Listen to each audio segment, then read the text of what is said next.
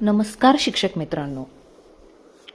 आपला पेपर जेव्हा व्हायचा तेव्हा होईल, पण आपण आपला अभ्यास थांबवायचा नाहीये.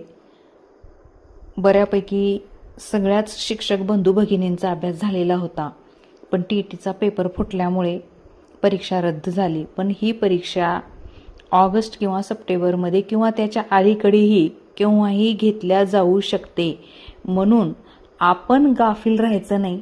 आपण आपला अभ्यास करूया आणि चांगल्या पद्धतीनं आपण आपले मार्क मिळवूया.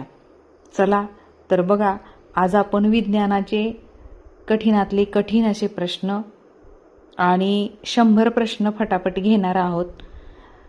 हे प्रश्न आपल्याला आपल्या नजरेखालून घालायचे आहेत आणि आपल्या कानावरून जाऊ द्यायचे आहेत, जेणेकरून आपला चांगल्या पद्धतीनं अभ्यास होणार आहे, रिव्हिजन होणार आहे. चला प्रयत्न करत राहायचं. जास्त वेळ न घालवता प्रश्न बघूयात. प्रश्न पहिला, पृथ्वीच्या केंद्रापाशी पदार्थाचे वजन किती असते? बघा, पृथ्वीच्या केंद्रापाशी पदार्थाचे वजन किती असते? तर याचं योग्य उत्तर आहे 0 असते. नेक्स्ट, प्रश्न क्रमांक 2, प्रकाशाचे अपवर्तन कशामुळे होते? प्रकाशाचे अपवर्तन कशामुळे होते? तर याचे योग्य उत्तर आहे प्रकाशाचा वेग बदलल्यामुळे. प्रकाशाचा वेग बदलल्यामुळे. नेक्स्ट, प्रश्न क्रमांक 3, ओहमचा नियम कशाचा संबंध दर्शवतो?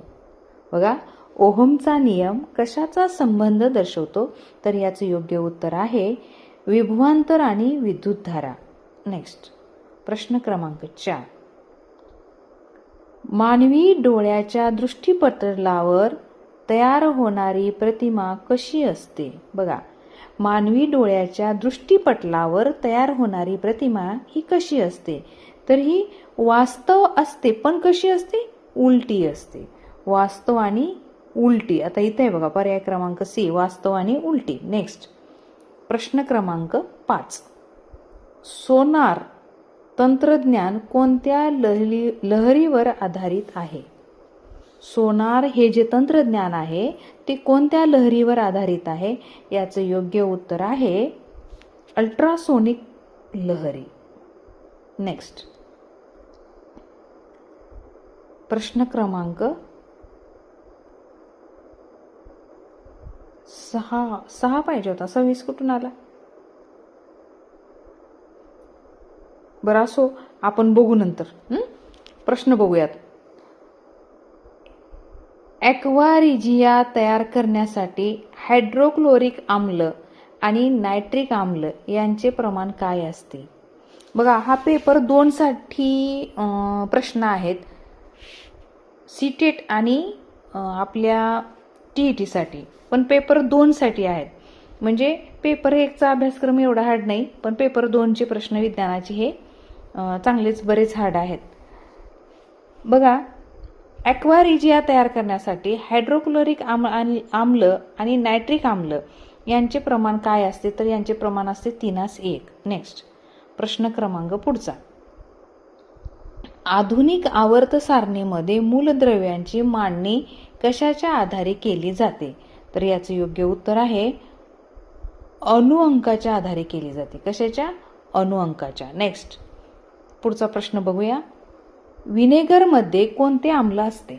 बघा, आपण जे व्हिनेगर वापरतो त्या व्हिनेगरमध्ये कोणते आम्ल असते? तर ॲसिटिक आम्ल असते. कोणते असते? ॲसिटिक आम्ल. नेक्स्ट, प्रश्न पुढचा बघूया स्क्रीनवर. लोखंडांचे गंजणे ही कोणत्या प्रकारची अभिक्रिया आहे? तर ही ऑक्सिडीकरण अभिक्रिया आहे. चला पुढचा प्रश्न बघा. कोरडा बर्फ म्हणजे काय?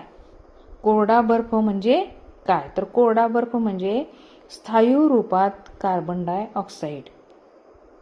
नेक्स्ट, पुढचा प्रश्न बघा. पेशींचे ऊर्जा केंद्र कोणाला म्हणतात?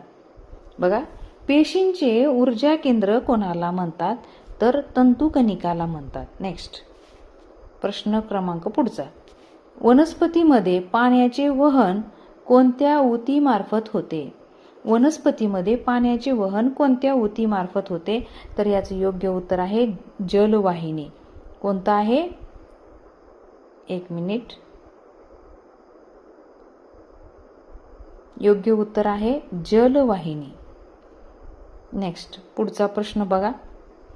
मानवी शरीरातील सर्वात मोठी ग्रंथी कोणती? बघा, हा प्रश्न खूप वेळा आलेला आहे. तर यकृत ही सर्वात मोठी ग्रंथी आहे, लक्षात असू द्या. नेक्स्ट, डार्विनचा कोणता सिद्धांत प्रसिद्ध आहे?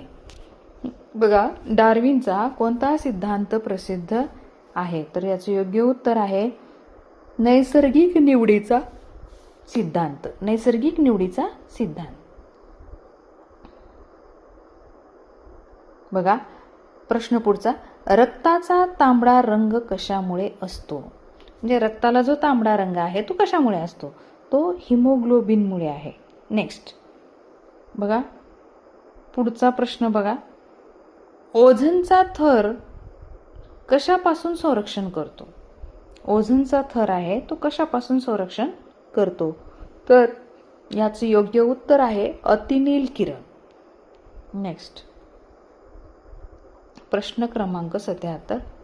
लाफिंग गॅस म्हणजे हसवणारा वायू कोणाला म्हणतात? तर याचं योग्य उत्तर आहे नायट्रस ऑक्साईड. नेक्स्ट, विद्युत बल्बमध्ये कोणत्या वायूचा वापर केला जातो? बघा, याच्यामध्ये याचं योग्य उत्तर आहे ऑर्गॉन, नायट्रोजन किंवा ऑर्गॉन. नेक्स्ट, प्रश्न पुढचा. सौर घटात कोणत्या अर्धवाहकाचा वापर होतो? तर याचं योग्य उत्तर आहे सिलिकॉन. पुढचा प्रश्न बघा. सर्वात कठीण नैसर्गिक पदार्थ कोणता? तर याचं योग्य उत्तर आहे हिरा. हिरा हा आपला काय सर्वात कठीण असलेला नैसर्गिक पदार्थ आहे. बघा, आपल्या प्रश्नांचा क्रम थोडा खालीवर झालाय. प्रश्न क्रमांकाकडे न बघता आपण प्रश्न घेऊयात, कारण क्रम काय झालाय खालीवर झालाय. आता परत सगळ्यांचा क्रम लावत बसायचं म्हणलं तर माझा खूप वेळ जाणार आहे, कृपया समजून घ्याल. प्रश्न क्रमांकापेक्षा आपल्याला प्रश्न महत्त्वाचे आहेत. ध्वनीची तीव्रता मोजण्यासाठी कोणते एकक वापरतात? बघा, ध्वनीची तीव्रता मोजण्यासाठी कोणते एकक वापरतात? तर याचं योग्य उत्तर आहे डेसिबल. नेक्स्ट, वनस्पतीच्या वाढीसाठी सर्वात महत्त्वाचा घटक कोणता? बघा, वनस्पतीची जी वाढ होते त्या वाढीसाठी सर्वात महत्त्वाचा घटक कोणता आहे? तर तो घटक आहे नायट्रोजन. नेक्स्ट, मानवी रक्ताचा pH साधारणपणे किती असतो? बघा, हा प्रश्न खूप वेळा परीक्षेला आलेला आहे. मानवी रक्ताचा pH हा साधारणपणे किती असतो? तर याचं योग्य उत्तर आहे 7.4. 7.4 असतो pH. प्रश्न क्रमांक नेक्स्ट. सॅटेलाइट, त्यालाच आपण उपग्रह म्हणतो, तो सोडण्यासाठी प्रामुख्याने कोणत्या ऊर्जेचा वापर होतो? सॅटेलाइट सोडण्यासाठी कोणत्या ऊर्जेचा वापर होतो? तर याचं योग्य उत्तर आहे रासायनिक ऊर्जा. नेक्स्ट बघा, पुढचा प्रश्न. सूर्यप्रकाश पृथ्वीवर पोहोचण्यास साधारण किती वेळ लागतो? बघा, सूर्यप्रकाश आपल्या पृथ्वीवर पोहोचण्यासाठी किती वेळ लागतो? तर याचं योग्य उत्तर आहे 8 मिनिटे लागतात. किती लागतात? 8 मिनिटे. लक्षात असू द्या, 8 मिनिटे लागतात. नेक्स्ट प्रश्न पुढचा. पाण्याचे शुद्धीकरण करण्यासाठी प्रामुख्याने कोणता वायू वापरतात? पाण्याचे शुद्धीकरण करण्यासाठी प्रामुख्याने कोणता वायू वापरतात? तर क्लोरीन वापरतात. नेक्स्ट प्रश्न क्रमांक पुढचा. कोणत्या धातूला चाकूने सहज कापता येते? बघा, कोणत्या धातूला चाकूने सहज कापता येते? तर ते आहे सोडियम. नेक्स्ट प्रश्न क्रमांक नेक्स्ट. दूरदृष्टी दोष दूर करण्यासाठी कोणता लेन्स वापरतात? दूरदृष्टी म्हणजे दूरचं जर दिसत नसेल तर हा दोष कमी करण्यासाठी कोणता लेन्स वापरतात? तर त्याला बहिर्वक्र लेन्स वापरतात. नेक्स्ट प्रश्न पुढचा. रक्ताभिसरण संस्थेचा शोध कोणी लावला? बघा, रक्ताभिसरण संस्थेचा शोध कोणी लावला? तर याचं योग्य उत्तर आहे William Harvey. Next, green house परिणामासाठी कोणता वायू प्रामुख्याने जबाबदार आहे? तर याचं योग्य उत्तर आहे कार्बन डायऑक्साईड. आता असे प्रश्न आपल्या लक्षात राहणार नाहीत, एकदा ऐकल्यानं लक्षात राहणार नाहीत, म्हणून आपल्याला हा व्हिडिओ किंवा हा अभ्यास आपल्याला वारंवार काय करायचा, आपल्या कानावरून जाऊ द्यायचा आहे, डोळ्याखालून जाऊ द्यायचा आहे. विमानाचा वेग कशात मोजतात? बघा प्रश्न कसा आहे, विमानाचा वेग कशात मोजतात? तर याचं योग्य उत्तर आहे नॉट मध्ये मोजतात, नोट नाही, नॉट. नेक्स्ट प्रश्न पुढचा, कोणता पदार्थ चुंबकीय आहे? कोणता पदार्थ चुंबकीय आहे? तर याच्यातलं योग्य उत्तर आहे लोखंड. नेक्स्ट, हाडांच्या बळकटीसाठी कोणते जीवनसत्व आवश्यक असते? हाडांच्या बळकटीसाठी कोणते जीवनसत्व आवश्यक असते? तर इथं काय दिलेलं आहे, जीवनसत्व ड. नेक्स्ट प्रश्न पुढचा बघूया स्क्रीनवर. प्रकाशाचा वेग सर्वाधिक कशात असतो? प्रकाशाचा वेग हा सर्वाधिक कशात असतो? तर याचं योग्य उत्तर आहे निर्वात पोकळी, हवा. हवेमध्ये प्रकाशाचा वेग सर्वात जास्त असतो. डायनामाइटचा शोध कोणी लावला? बघा, डायनामाइटचा शोध कोणी लावला? तर याचं योग्य उत्तर आहे अल्फ्रेड नोबेल. नेक्स्ट प्रश्न पुढचा बघूया. रक्तातील साखरेचे प्रमाण नियंत्रित करण्याचे काम कोणते संप्रेरक करते? रक्तातील साखरेचे प्रमाण नियंत्रित करण्याचे काम कोणते संप्रेरक करते? तर याचं योग्य उत्तर आहे इन्सुलिन. नेक्स्ट प्रश्न पुढचा तुमच्या स्क्रीनवर, पाण्याचे घनत्व कोणत्या तापमानाला सर्वाधिक असते? पाण्याचे घनत्व कोणत्या तापमानाला सर्वाधिक असते? तर याचं योग्य उत्तर आहे 4 अंश सेल्सिअस, म्हणजे पर्याय क्रमांक बी.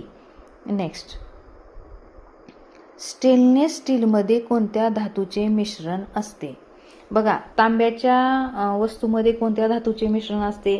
स्टेनलेस स्टीलमध्ये कोणत्या धातूचे मिश्रण असते? असे प्रश्न वारंवार परीक्षेला आलेले आहेत. तर बघा इथं काय म्हणले, स्टेनलेस स्टील मधले म्हणलेलं आहे, तर इथं काय लोखंड, क्रोमियम आणि निकेल या धातूंचं मिश्रण स्टील बनवताना केलं जातं. नेक्स्ट, गॅल्वनायझेशन म्हणजे लोखंडावर कशाचा थर देणे होय? तर याचं योग्य उत्तर आहे जस्त, पर्याय क्रमांक सी. नेक्स्ट, मानवी मेंदूचे वजन साधारणपणे किती असते? हा प्रश्न वारंवार नेहमी परीक्षेला आलेला आहे. मानवी मेंदूचं वजन साधारणपणे किती असते? तर याचं योग्य उत्तर आहे 1300 ते 1400 ग्रॅम. 1300 ते 1400 ग्रॅम. तर शिक्षक मित्रांनो, तुम्हाला हा पाठ कसा वाटला मला योग्य कमेंट्स करून कळवायला विसरू नका, आणि आवडला असल्यास किंवा महत्त्वाचा वाटत असल्यास एक लाईक करायला विसरू नका. भेटूया लवकरच पुढल्या CTT आणि TETच्या नवीन पाठात. तोपर्यंत धन्यवाद, बाय.